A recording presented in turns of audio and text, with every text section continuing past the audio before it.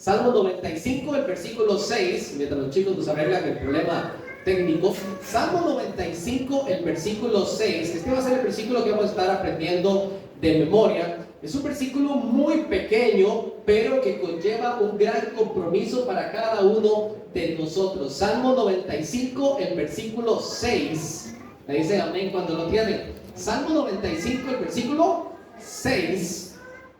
Dice la palabra del Señor. Creo que todos lo podemos aprender, pero está bien facilito. Venid, adoremos y postrémonos, arrodillémonos delante de Jehová nuestro Hacedor. Vamos a leer una vez más todos juntos. Salmo 95, versículo 6 dice: venid, adoremos y postrémonos, arrodillémonos delante de Jehová nuestro Hacedor. Miren que es un versículo muy pequeño, pero que nos pide a nosotros algunas acciones que en su mayoría tienen que ver con aspectos físicos y que demuestran al Señor adoración. La primera es el versículo, la primera frase que aparece en el versículo 6 es la palabra venir. ¿Cuándo recuerdan aquel famoso pasaje de Jesucristo en Mateo 11, 28, cuando él dijo: ¿qué pasa con aquellos que están trabajados y cargados? ¿Qué es lo que tienen que hacer?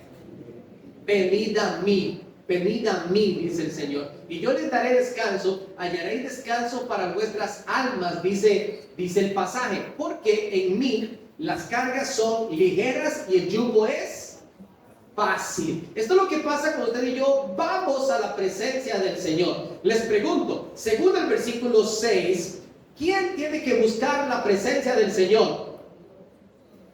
¿Qué tiene que decir en primera persona?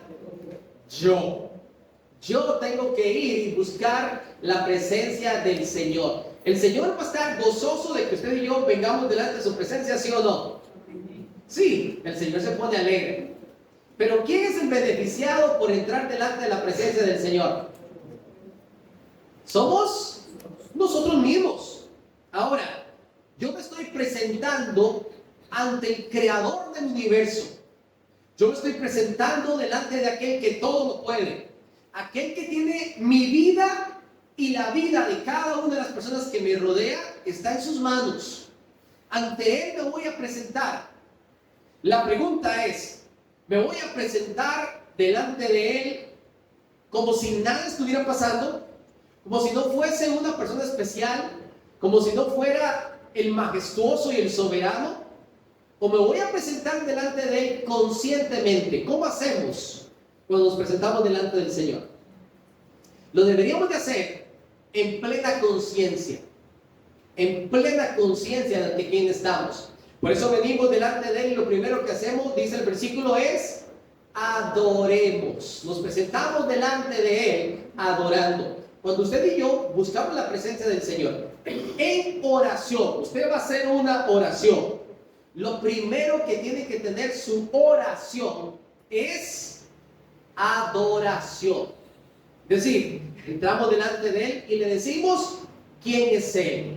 Le decimos con nuestras palabras que Él es grande, que Él es majestuoso, que Él es bueno, que Él es un Dios fiel, que le amamos, que le necesitamos. Esto es adorarle.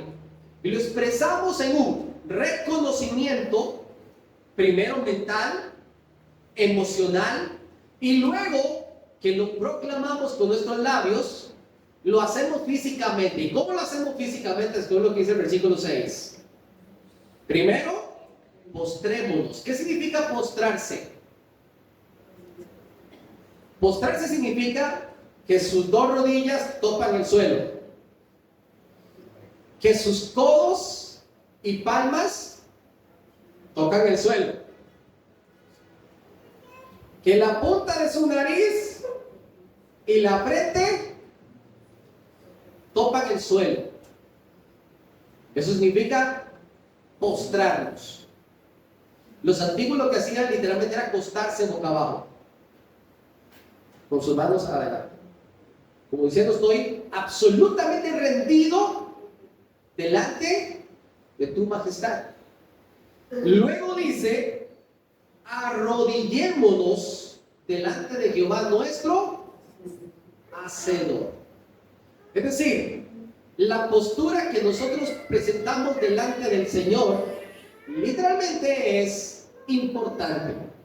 Para Dios, la forma en que usted y yo venimos y le adoramos es importante, según lo que estamos aprendiendo en el Salmo 95 y el versículo 6. Así que, mi amado hermano, con esto queremos dar por iniciado este tema tan importante que es el tema de un verdadero adorador. Y usted y yo debemos de convertirnos poco a poco en verdaderos adoradores. Y hay muchísimas áreas en nuestra vida que vamos a ir trabajando para convertirnos en un verdadero adorador. Bueno, ahora sí le salió el pasaje, pero ya estuvimos trabajando en él. Este mes queremos desarrollar este tema. Es un tema que para nosotros como iglesia es prioritario. Nosotros somos una iglesia que camina hacia una iglesia saludable. Y necesitamos fundamentar la edificación de nuestra iglesia en 4 bases principales. ¿Cuáles son esas 4 bases principales? La primera, la que estamos hablando hoy, que se llama adoración. La segunda sería comunión. La tercera sería servicio. Y la cuarta es proclamación. Son 4 bases fundamentales. Y todo lo que hablamos en esta iglesia tiene que ver con alguno de esos 4 aspectos básicos de una iglesia saludable. Ahora, desarrollar este tema es un tema que va mucho más allá de nuestra actitud cuando venimos un domingo a la mañana. La adoración es mucho más allá de nuestra actitud un domingo a la mañana. Ahora, sí, es muy importante nuestra actitud los domingos en la mañana, los miércoles cuando venimos al culto de oración y cada vez que nos congregamos, así sean los sábados para el grupo de jóvenes, así sean los viernes, actividad de las hermanas, así sean los niños en las clases.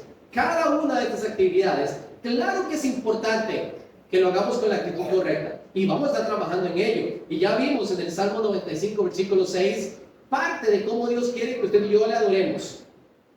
Pero la adoración afecta directamente todas las áreas de nuestra vida. Y usted me dirá, hermano, yo no sabía que adorar tenía que ver con todo lo que yo hacía. Es decir, que mientras estoy en mi trabajo, si usted es un albañil y usted está en su trabajo y está repellando una pared, yo no sabía que mientras yo repellaba, yo puedo estar adorando al Señor. Tal vez dirá una señora, yo no sabía que mientras yo estaba cocinando, puedo estar adorando al Señor. Tal vez usted dirá, yo no sabía que mientras yo manejaba, camino al trabajo, camino a la iglesia, camino a casa, estaba adorando al Señor. ¿Y qué tenemos que decir? Todas las áreas de nuestra vida deben adorar el nombre del Señor. ¿Y cómo lo hacemos? ¿Cómo lo hacemos? Primero, con la actitud correcta. Dice la Escritura, todo lo que nosotros lo hagamos, tenemos que hacerlo de corazón, como para el Señor y no para los hombres. Si usted y yo hacemos todas las cosas conscientes, en adoración, para el Señor, usted y yo vivimos una vida mucho más íntegra, porque estamos conscientes de que lo que estamos haciendo debe de honrar el nombre del Señor. Pero en la medida que usted y yo nos desconectamos de la presencia del Señor, entonces automáticamente nos envolvemos en las cosas de este mundo. Por eso es que Pablo decía en 1 Tesalonicenses, orad sin cesar. Podemos vivir una vida de constante oración. ¿Sabe usted que el término orar sin cesar tiene que ver exactamente con lo mismo que hacemos cuando respiramos? Es constante, es permanente, no se detiene nuestra oración. Así que usted se levanta y lo primero que tiene que hacer al abrir sus ojos es decir, Señor, gracias.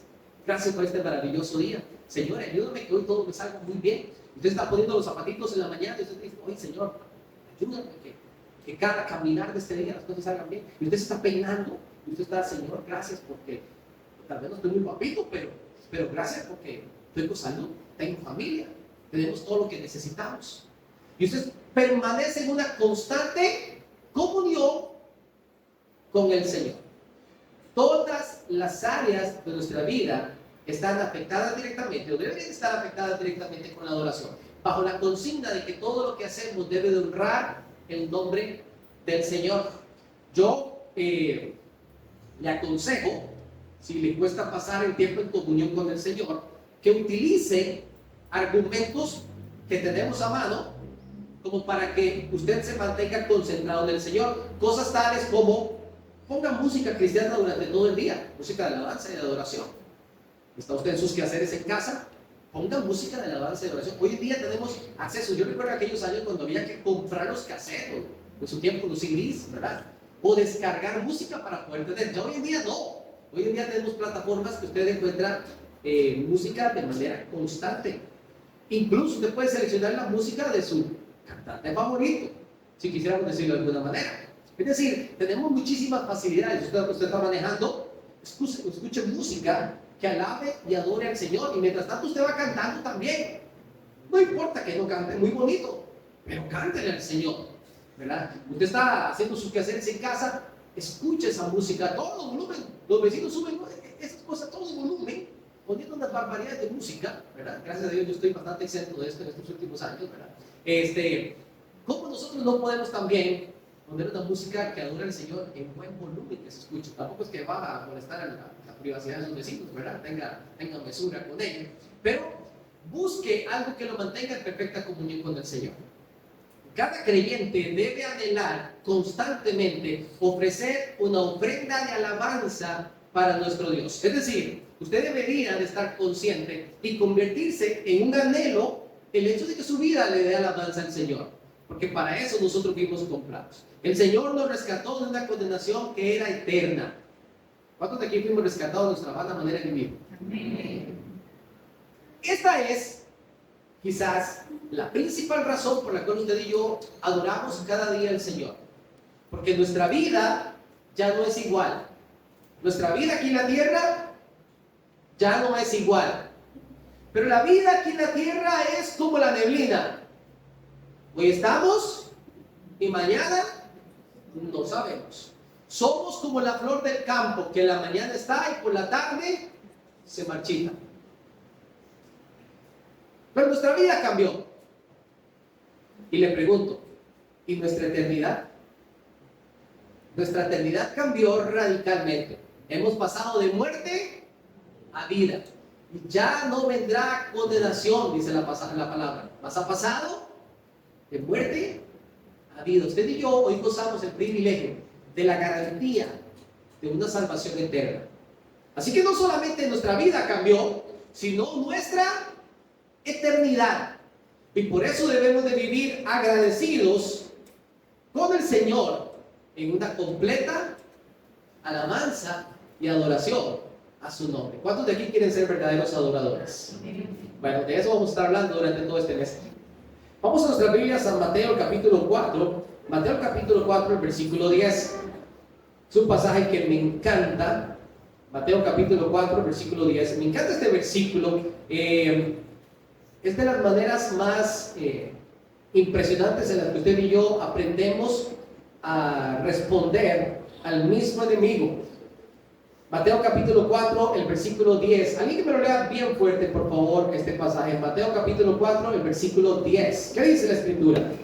Entonces Jesús le dijo: vete, Satanás. En estos días también nuestro hermano Epifano estuvo profundizando un poquito más acerca de este pasaje.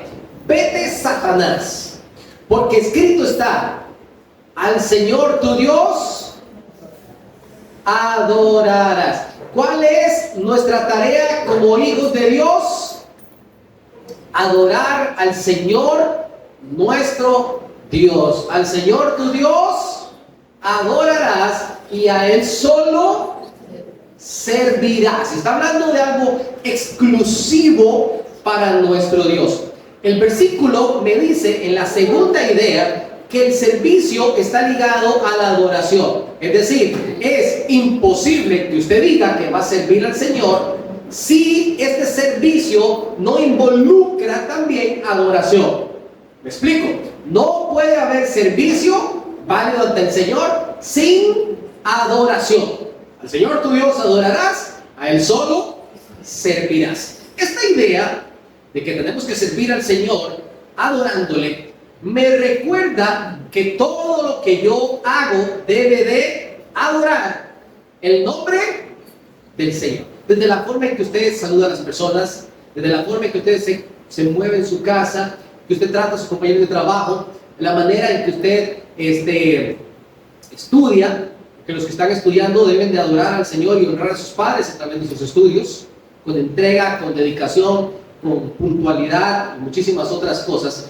Todo lo que nosotros hacemos debe de adorar el nombre del Señor. Mateo capítulo 4, versículo 10 nos dice que está escrito: al Señor nuestro Dios debemos adorarle. La palabra que aparece allí en Mateo capítulo 4, que se traduce como adoración, es una palabrita griega que tiene que ver con la palabra prokusne. No sé si está apareciendo por ahí en pantalla. Sí, ahí está.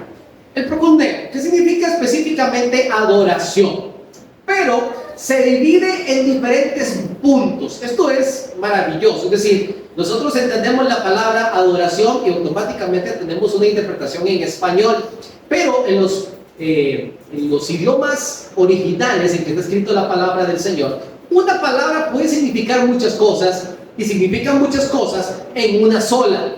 Les voy a poner un ejemplo. El fruto del Espíritu es solo uno. A veces nosotros decimos los frutos del Espíritu, pero está en singular. Es el fruto del Espíritu.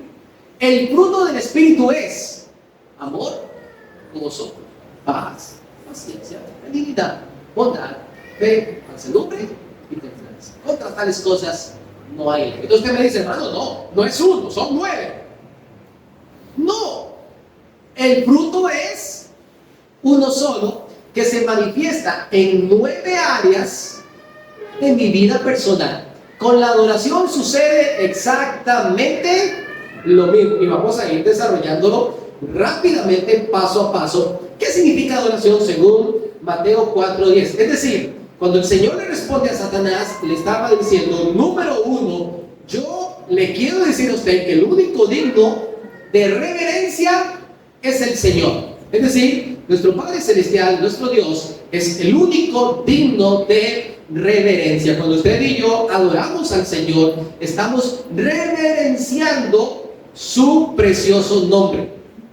Es el mismo enfoque que aparece en el Salmo 95, el versículo 6, cuando decía: venid, adoremos y postrémonos. Esto significa reverencia. Tiene que ver con una palabrita importantísima en la adoración, y es la palabra reconocimiento. La reverencia es por el reconocimiento de quién es Dios. Es decir, ¿recuerdan ustedes lo que dice la Escritura cuando se presentaba un ángel delante de hombres comunes y corrientes como nosotros?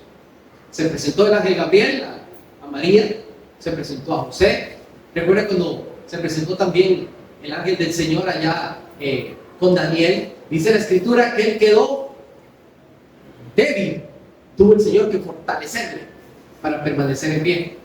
Es decir, nosotros como seres humanos, cuando vemos algo que es más poderoso que nosotros, que está sobre nosotros, automáticamente quedamos sin fuerza, quedamos sin ánimo, llenos de temor. Por eso es que la Escritura siempre dice: no temáis, ¿verdad? No temáis, ¿verdad? Porque es lo primero que llega a nuestros corazones, el temor. Entonces, cuando usted y yo venimos delante de la presencia del Señor, nosotros estamos viendo a aquel que es el Todopoderoso, y automáticamente reconocemos quién es Él y nos postramos. Venimos y hacemos reverencia. Reconocemos quién es Dios y la obra que hace día tras día en mi vida. Reconocemos quién es Dios cuando le adoramos. Reconocemos quién es Dios y la obra que hace día tras día en mi vida. ¿Ya lo notó? ¿Ya lo notó? Usted va a adorar al Señor, y lo primero que usted tiene que hacer es reconocer quién es Dios y la obra que hace día tras día en mi vida. ¿Está el Señor trabajando en su vida, mi amado hermano? Usted puede que no se dé cuenta, pero el Señor está trabajando día tras día en su vida. ¿Sabe qué quiere decirle Dios cuando usted está en medio de pruebas? ¿Sabe qué quiere decirle Dios? Tú me interesas. Quiero lo mejor para ti. Quiero invertir en ti. Yo sé que tú puedes. Y comienza Dios a trabajar con nosotros. Y usted reconoce que es Dios el que está haciendo esto en mí, porque las cosas que están pasando en mi vida no son normales. Es Dios que está trabajando en mi corazón. Y yo comienzo a reconocerlo. Hace 8 días atrás tuvimos la oportunidad de tocar en Santiago. Y hubo un evento que para nosotros fue trascendental, porque no lo teníamos literalmente en nuestros planes. Al menos yo no teníamos pensado llevar la batería. De verdad, se lo digo con toda sinceridad. Tenía mis razones de por qué no quería llevar la batería. Pero durante el transcurso de las últimas semanas, todos comenzamos a sentir la necesidad, y lo tengo que decirlo así, de tirar a Nachito al charco, ¿verdad? Tirarlo a nadar. Decían los viejos que el que no se tira al agua no aprende a nadar.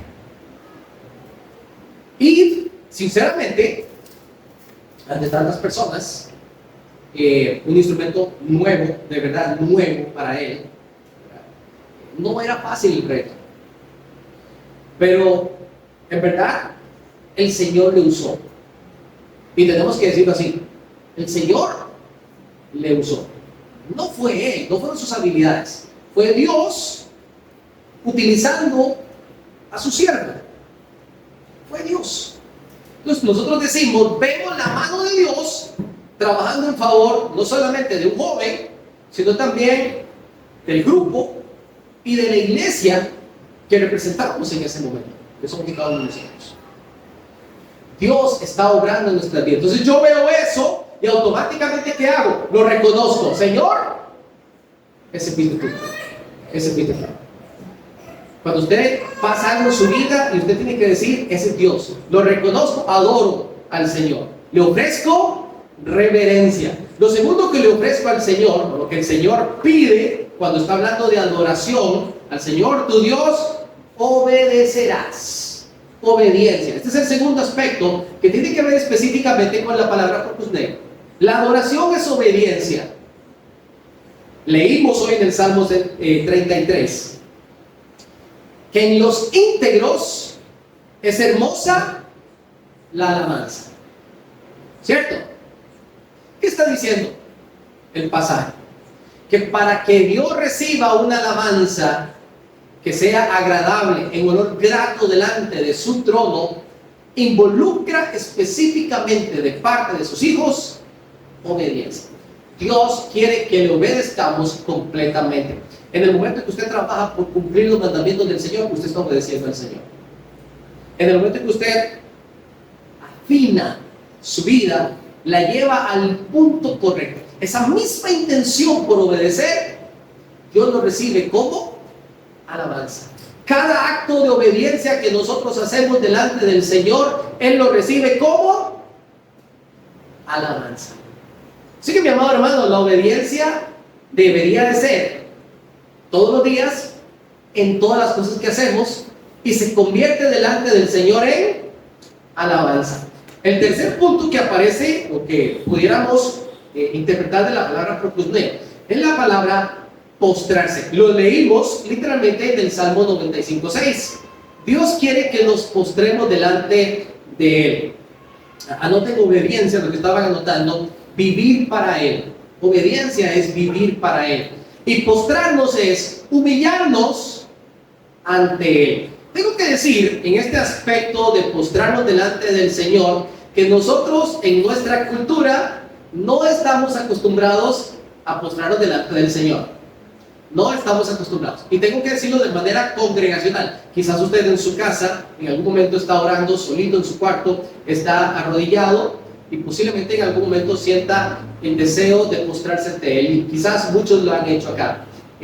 Pero congregacionalmente nosotros sentimos, pues no voy a decir incómodos, pero así coaccionados. Es decir, no nos sentimos listos para hacerlo. Nos sentimos como que es algo fuera del programa, fuera de lo lógico, fuera de lo que siempre hacemos. Y tengo que decir que está mal. ¿Me explico? Está mal.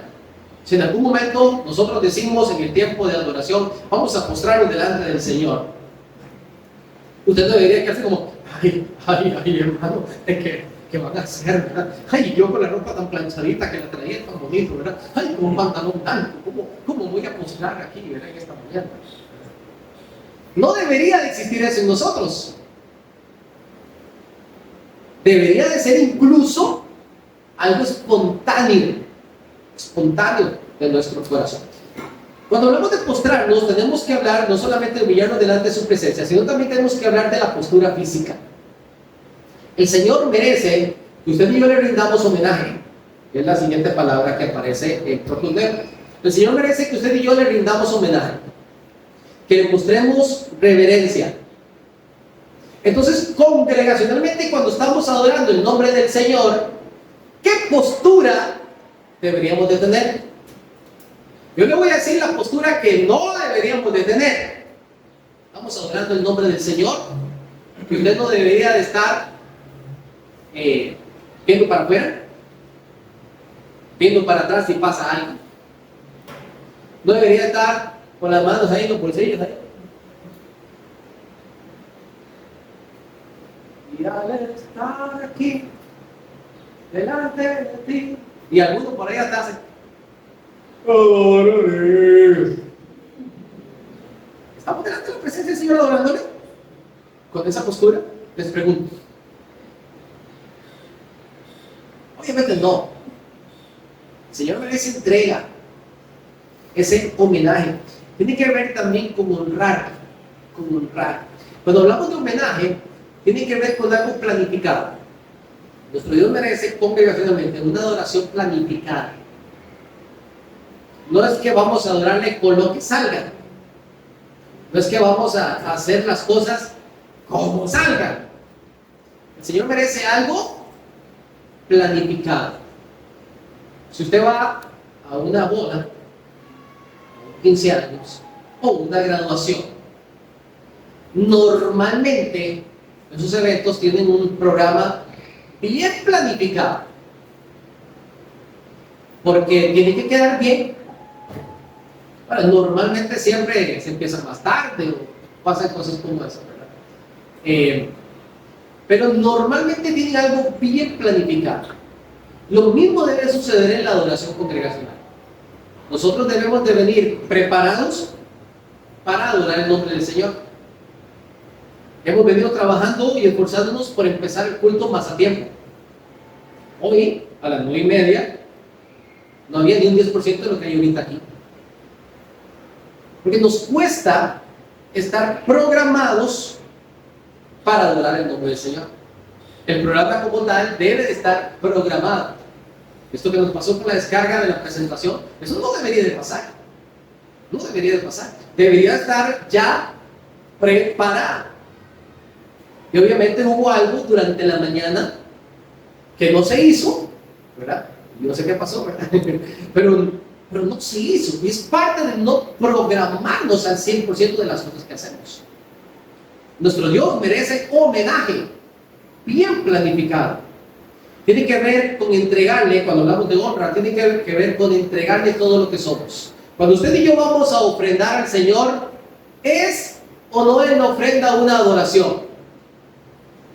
Debería de ser una adoración en reconocimiento que todo lo que tenemos es porque Él nos lo ha dado. Entonces ahora yo quiero ofrendarle al Señor con la mejor actitud, como lo hablamos el mes pasado. Tiene que ver con entregarle y darle a Él todo lo que nosotros somos. Mi amado hermano, cuando hablamos de adoración, hay un aspecto que determina grandemente el hecho que nosotros adoremos correctamente o no al Señor. Cuando el Señor se le preguntó, Maestro, dinos, ¿cuál es el principal y más grande mandamiento de todos? ¿Qué respondió el Señor? ¿Se acuerdan? ¿Qué respondió el Señor?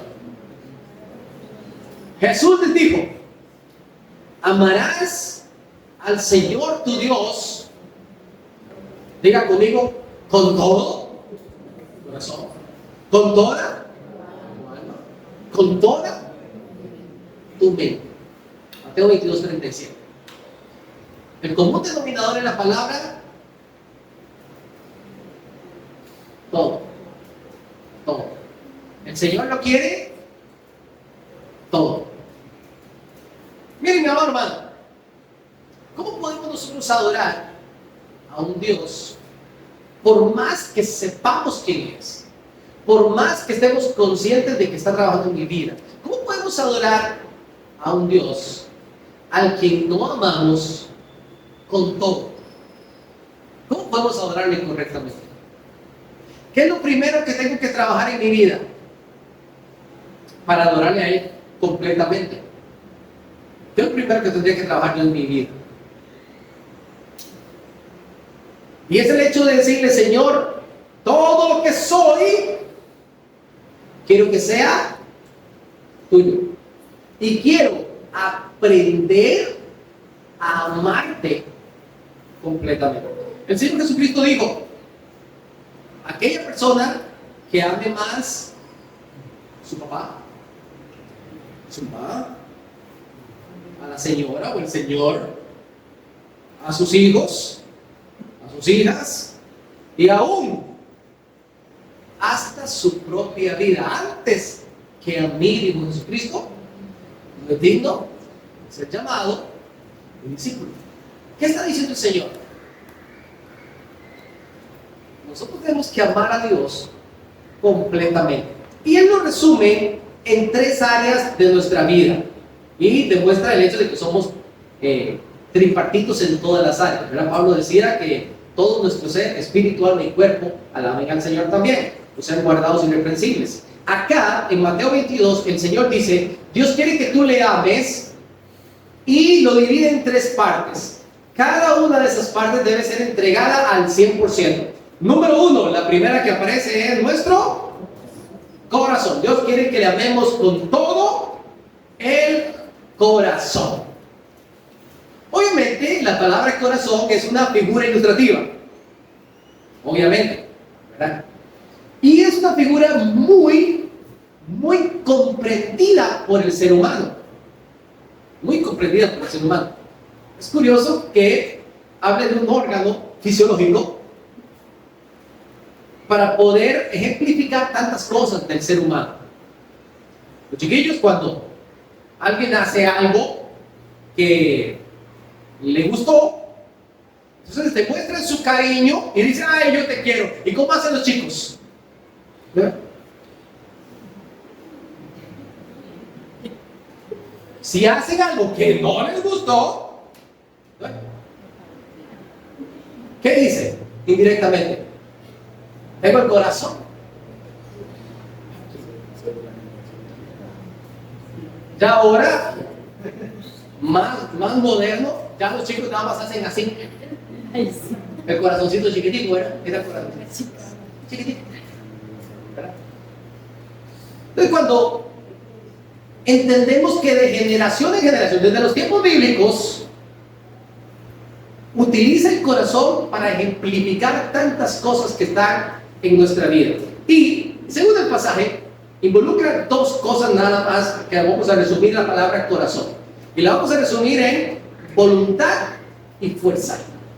Voluntad y fuerza. De hecho, en otros pasajes de la palabra, que son pasajes paralelos a este pasaje, dice, amarás al Señor con todo tu corazón, con toda tu alma, con todas tus fuerzas, con toda tu voluntad, con toda tu mente. Involucra o interpreta lo que el Señor quiso decir por corazón.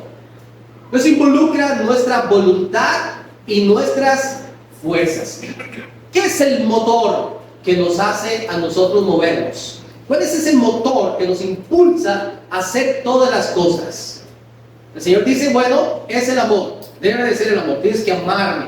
Ahora, no te quedes con un amor pasivo, muéstramelo. ¿Y cómo lo vas a hacer? A través de tu voluntad y de tus fuerzas. Quiero acción.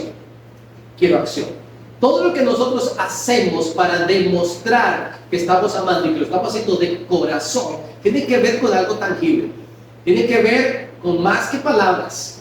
Tiene que ver con acciones. El Señor quiere que le amemos de todo corazón. Involucra mi voluntad, el por qué hago las cosas, para qué hago las cosas, el querer hacer las cosas. Involucra nuestra fuerza, la intensidad con la que yo hago todo lo que hago.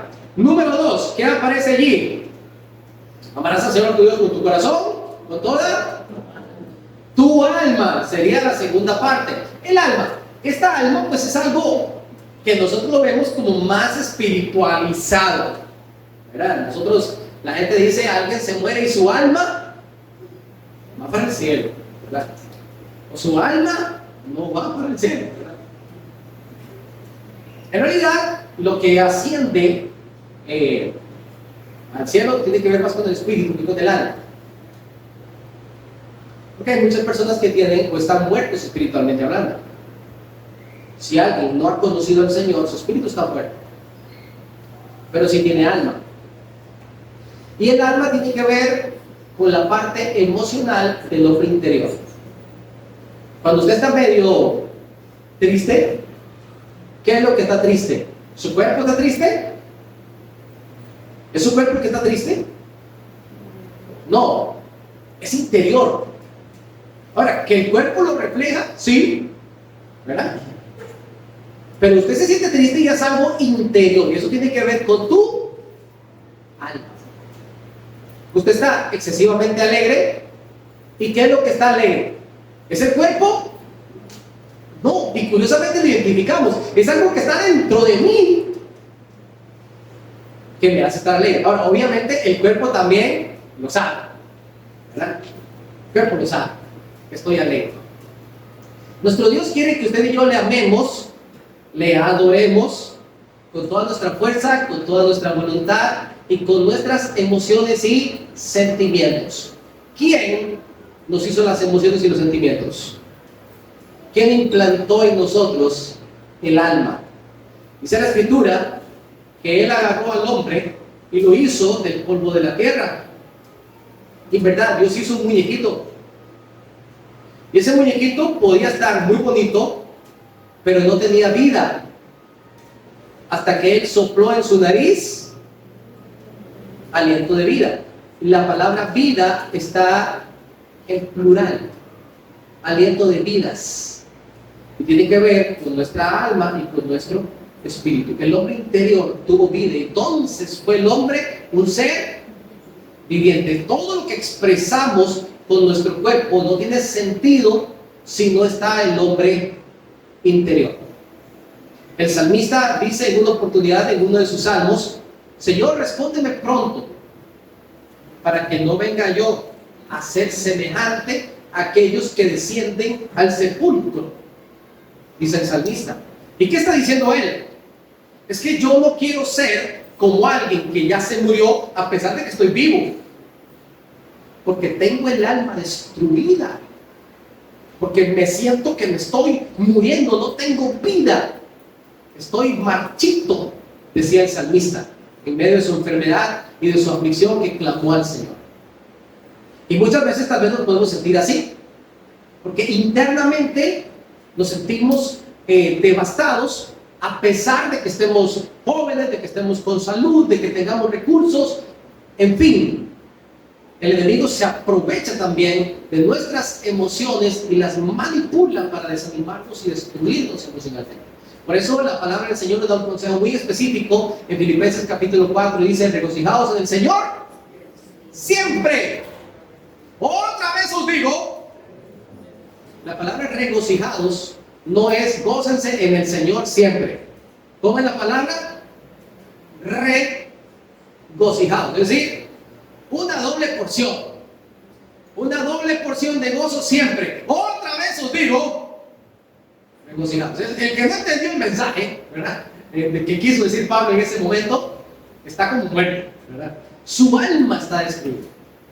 El Señor quiere que nosotros permanezcamos en una completa alegría. La adoración produce alegría, mi amado hermano.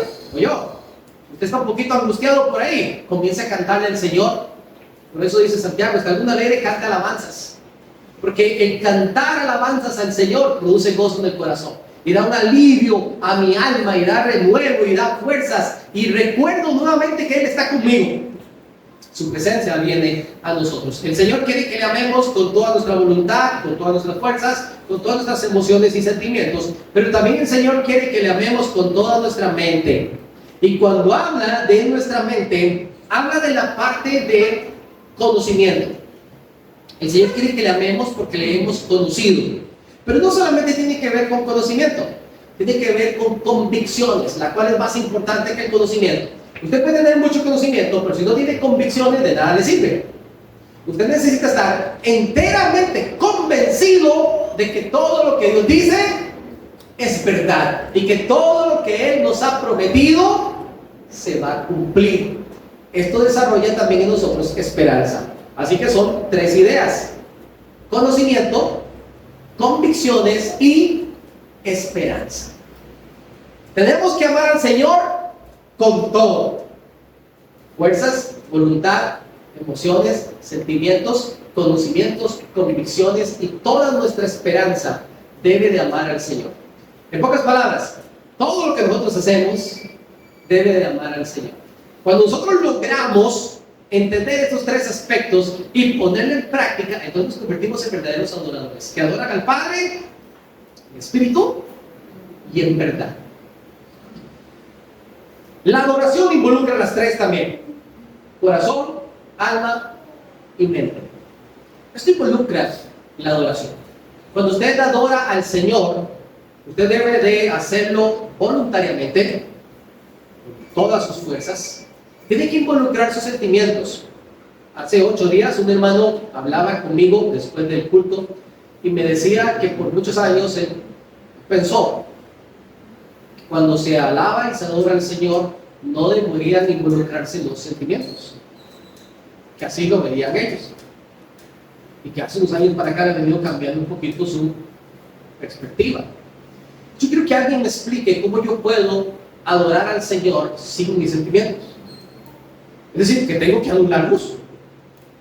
¿Cómo yo suprimo lo que yo siento por el Señor? Si Él me dice que tengo que amarlo, y el amor es un sentimiento. Sí, ya sabemos que el amor es decisivo. Claro que el amor es decisivo. Yo decido amar al Señor. Y el amor se convierte en una decisión que es sentimentalmente sumamente profunda. Tanto que el Señor dice: yo quiero que me ames con toda tu alma. Con toda mi parte emocional tengo que amar al Señor. ¿Cómo yo le puedo decir al Señor que tú eres grande y majestuoso sin sentimiento? Señor, ya me ve cómo puedo hacerlo. Tú eres grande y majestuoso. ¿Cómo yo puedo decirle al Señor algo sin expresárselo con júbilo, aclamándolo a Él, sin mis sentimientos? Y por supuesto, el Señor le dijo a la mujer samaritana: ustedes adoran lo que no saben, nosotros adoramos lo que sabemos. Ahorita vamos a llegar a ese punto, porque tiene que ver con conocimiento. Tiene que ver con conocimiento. Y en la medida que usted conoce a ese Dios todopoderoso, usted lo ama más. Usted le da más ganas acerca de Él, porque descubres la forma tan especial en que te ha tratado toda tu vida. Aún cuando no habías llegado a los pies de Cristo, Él estaba caminando al lado tuyo, tocando la puerta de tu corazón. Te guardó, te cuidó y te guió, y te llevó hasta el momento exacto donde tuviste la oportunidad de conocer al verdadero Dios Salvador. Te quitó la venda. Él fue que te quitó la venda, puso en tu corazón la fe. Quizás puedes decir que Dios utilizó personas, pero esas personas las puso allí. ¿Quién? Nuestro Dios las puso. En algunos casos, situaciones más difíciles; en otros casos, cosas naturales sentimos nosotros. Milagros. Yo he visto y he escuchado milagros aquí, he escuchado testimonios. Aquí se paró una vez un hombre que tenía el 80% de sus arterias tapadas en el corazón y dijo: el Señor me dio un corazón nuevo. ¿Cuántos recuerdan eso? Y no era solamente un corazón físico, aunque sí, le hicieron una limpieza profunda en ese corazón de manera milagrosa, sino que también transformó su corazón y cambió su voluntad y sus fuerzas. Su rumbo es otro. Y de muchas maneras el Señor ha tocado nuestras vidas, mis amados hermanos, y yo le conozco ahora. Y como yo le conozco, yo quiero servirle, yo quiero obedecerle. Conocemos al Dios verdadero. Y quiero terminar con el pasaje de Juan capítulo 4. Es un pasaje que me encanta porque resume muchas cosas importantes. Juan capítulo 4, versículos del 21 al 24. Juan capítulo 4, versículos del 21 al 24.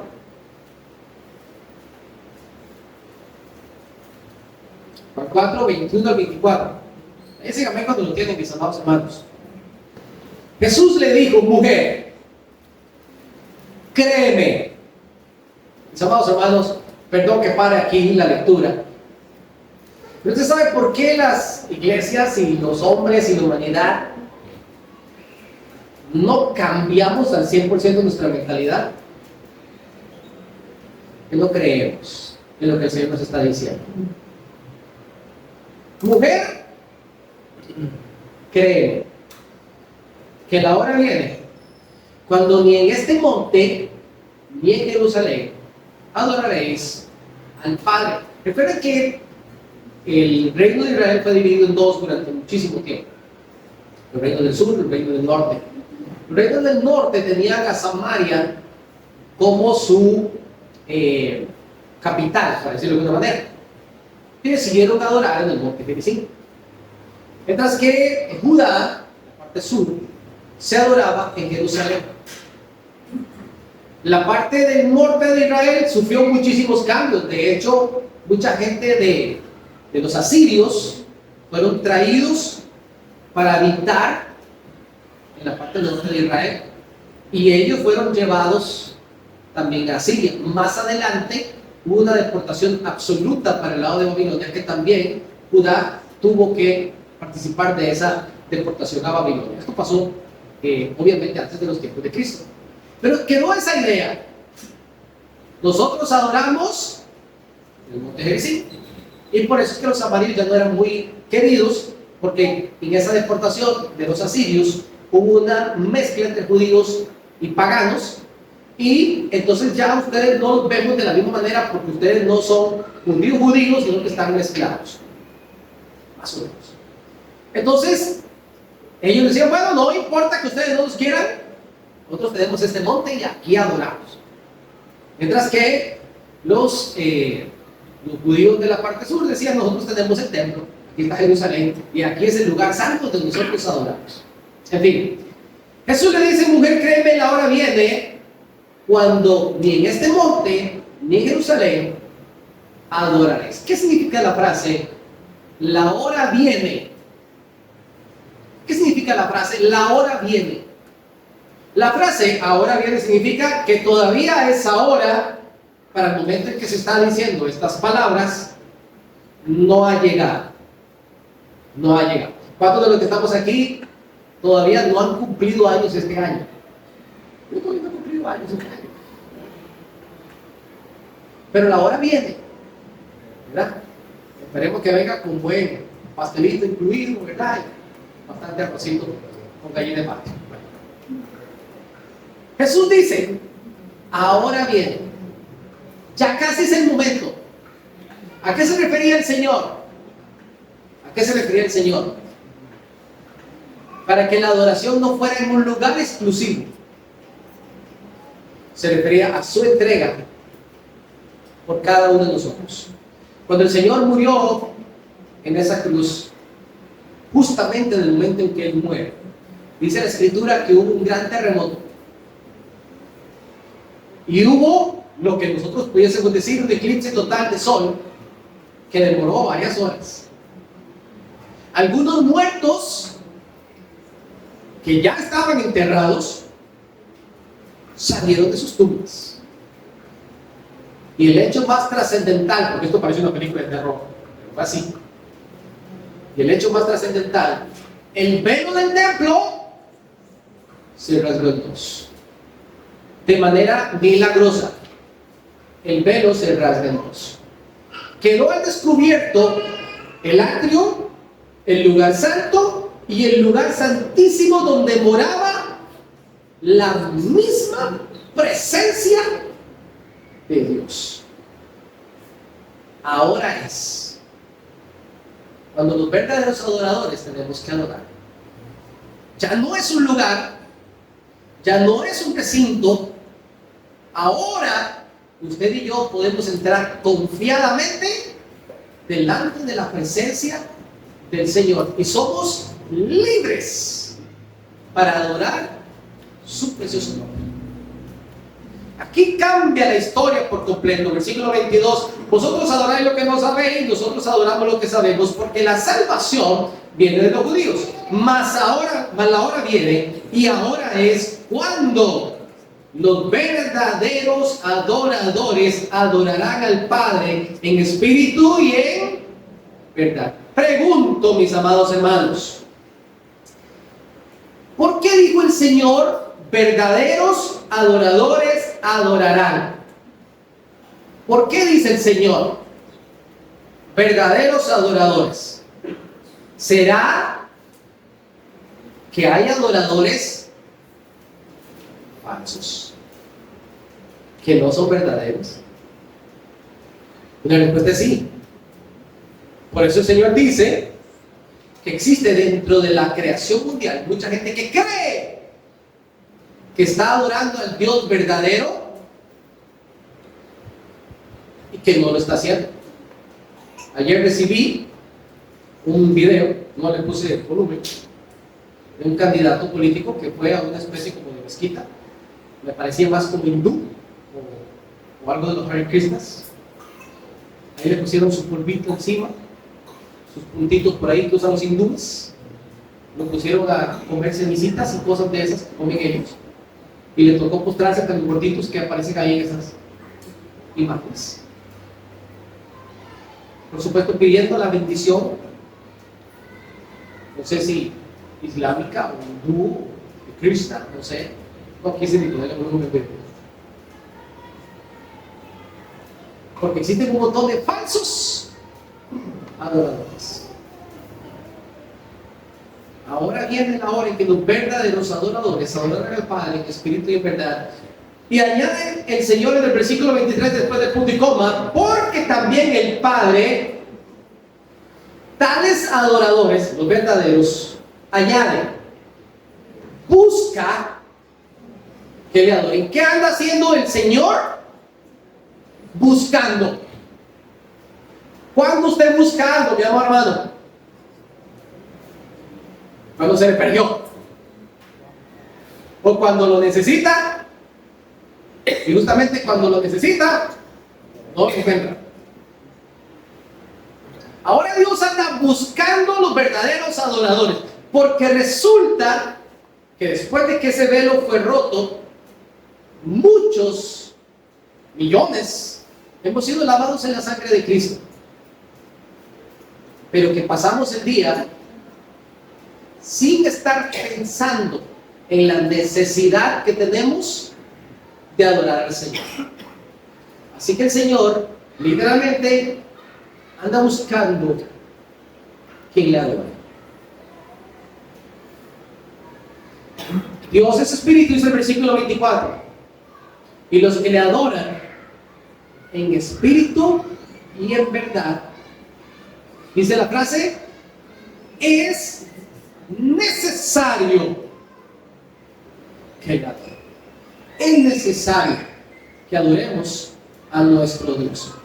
Lo vemos desde este punto de vista. Número uno, le dijo a la mujer, ni en este monte ni en Jerusalén, porque ya no existe un lugar. ¿Qué dice la palabra del Señor allá en Primera de Corintios, capítulo 6, versículo 19? Y me buscan también Segunda de Corintios, capítulo 5, 6, 16.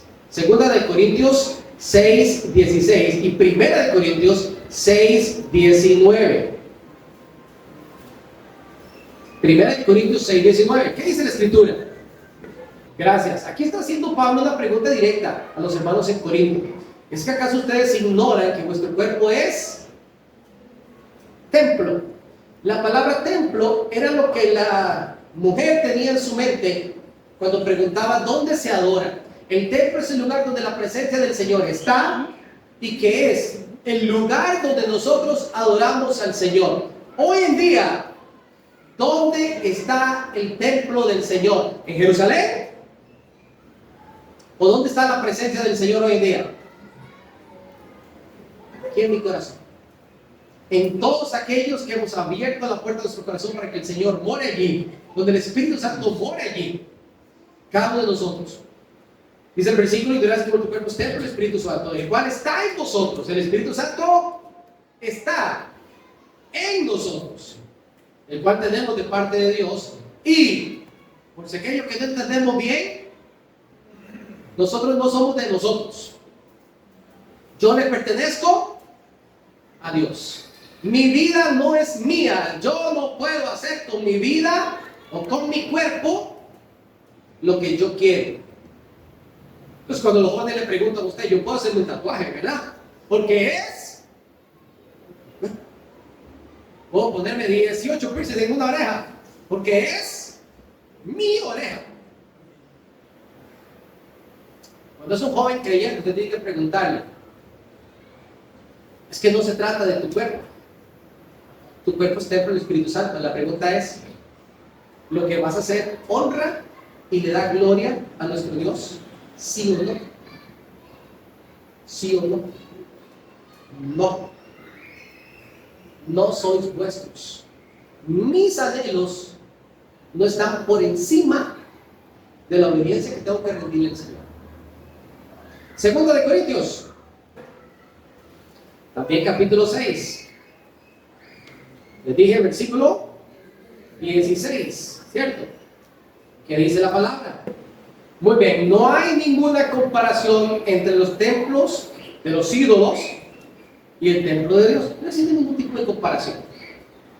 Ahora, nosotros somos el templo del Dios viviente. Y el Señor lo profetizó y dijo, yo voy a habitar en ustedes y estaré entre ustedes. Seré su Dios y ustedes serán mi pueblo. Inicialmente esto se le dice a la nación de Israel, ahora traspasa a la iglesia. Y cada uno de nosotros hoy somos templo del Dios viviente. Ya no tenemos que adorar al Señor en ningún monte, ahora le adoramos en nuestro corazón. No hay un lugar en específico. Número 2, adoramos al Señor en espíritu y en verdad. Adoramos al Señor en espíritu y en verdad. Cuando dice la Escritura que le adoramos en espíritu, note que el pasaje está en minúscula, porque no habla necesariamente del Espíritu Santo, está hablando de mi espíritu. Yo soy el que tengo que adorar al Señor. Se conecta mi espíritu con el Señor a través del Espíritu Santo. Es toda una obra celestial que usted y yo no entendemos cómo se da, pero es exactamente lo mismo que cuando usted digitaliza una página en internet. Usted no sabe cómo, usted desde su computador llega a servidores y llegas a páginas y tienes acceso inmediato a cualquier punto de manera cibernética. Espiritualmente sucede algo parecido. Su espíritu se conecta a través del Espíritu Santo con Dios mismo. Y Él intercede por nosotros con gemidos indecibles ante el Dios Padre. Mi espíritu está adorando al Señor. Note que cuando usted y yo adoramos al Señor, a pesar que tiene que ver con mis emociones, con mi cuerpo, con mi adoración por completo, está más relacionado a mi parte espiritual. La que adora al Señor es mi parte espiritual. Se dice por allí que esta fue la principal razón por la cual los cristianos comenzamos a orar con los ojos cerrados. Porque cuando usted abre sus ojos, usted tiene contacto con el mundo físico. Pero que cuando usted cierra sus ojos, tiene contacto con el mundo espiritual. Por eso es que la gente cuando tiene miedo, lo primero que hace es cerrar los ojos, ¿verdad? Porque se quiere desaparecer del mundo material para interiorizar en el mundo espiritual. Cuando usted y yo adoramos al Señor y tenemos nuestros ojos abiertos, tenemos la oportunidad de ver cualquier tipo de distracción que no nos permite espiritualmente estar conectados con el Señor. Pero cuando usted cierra sus ojos, en estos días me decía una joven de la iglesia, hermano, yo estaba cantando y tenía los ojos cerrados y yo estoy adorando al Señor y por un momento estoy viendo para el otro lado, cantándole al oído a la otra persona porque me miré sin darme cuenta. Y hasta que la otra chica se iba corriendo porque yo le estaba gritando en la oreja lo que estaba cantando. Porque nosotros nos desconectamos del mundo físico. O deberíamos desconectarnos del mundo físico cuando estamos adorando el nombre del Señor, que se convierte en algo 100% espiritual. Si alguien te ve ridículo, si alguien te ve como raro, si a alguien le incomoda, alguien tiene que ponerse a cuentas con Dios. Yo quiero ser un verdadero adorador. Amén. Yo quiero que cuando el Señor ande buscando adoradores, de primerito en la lista, ¿a quién se encuentre? A mí. Aquí estoy. Porque es necesario que le adoremos. Así que permita que su hombre interior sea el que se concentre por completo con nuestro Dios. Desde que usted cierra sus ojos y se conecta con el Señor y usted pronuncia ese nombre que es sobre todo nombre, las huestes espirituales de maldad, ¿sabe qué hacen? Huyen.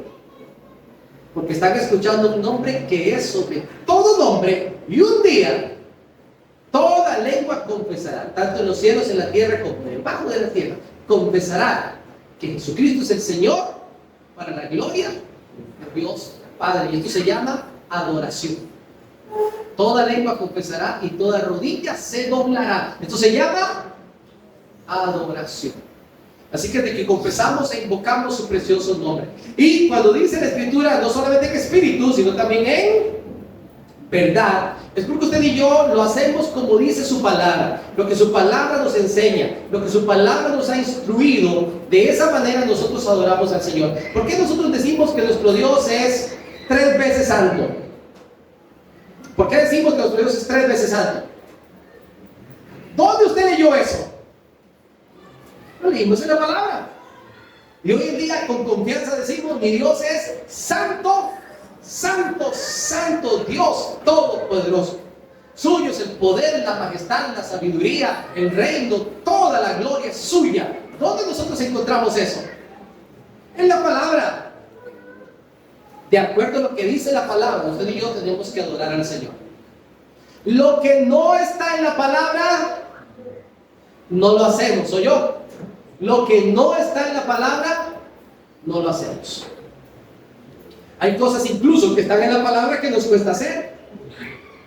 Yo compartí hace unos años atrás en cuanto a ese tema, decidiendo lo de los temas con Epifanio en cuanto a lo que era la adoración.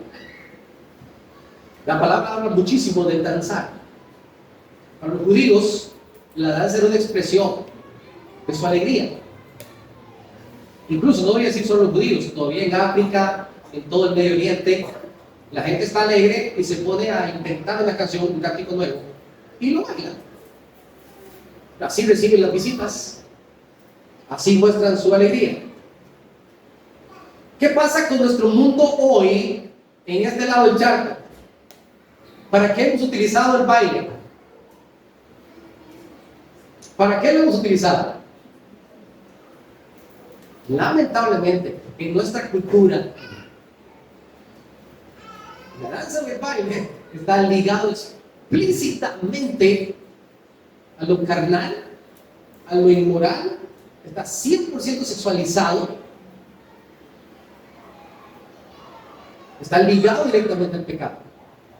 Pero ¿cómo nos cuesta a nosotros como iglesia hoy en día presentarnos delante del Señor en espíritu, no en carne, y danzar delante del Señor? ¿Me explico? Porque culturalmente tenemos un choque grandísimo. Entonces incluso cosas que están en la palabra nos cuesta a nosotros practicarla por culpa de nuestra corrupta sociedad. Y que el Señor nos ayude con eso. Dice la Escritura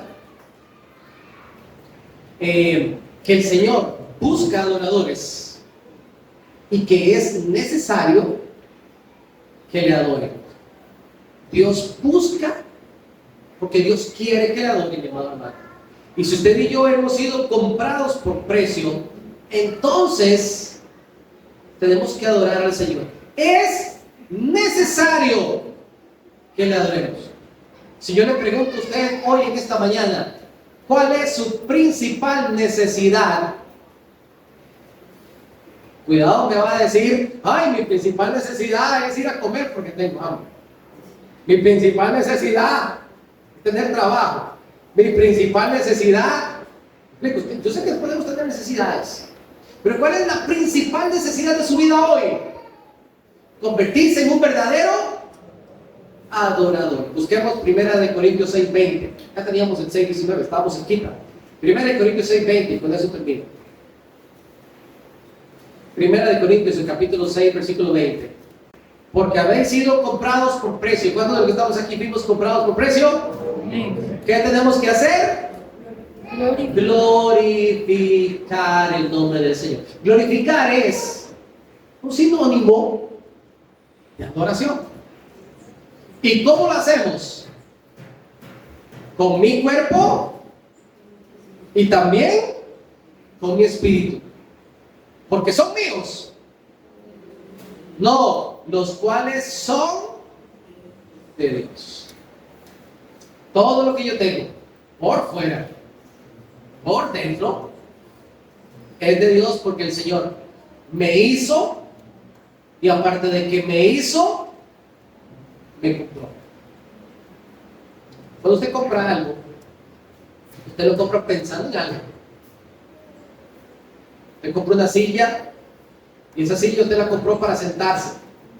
Yo sé que le sirve de escalera, yo sé que le sirve de muchas otras cosas, pero inicialmente usted la compró porque usted necesitaba tener lugar y sentarse. La compraste pensando en una utilidad.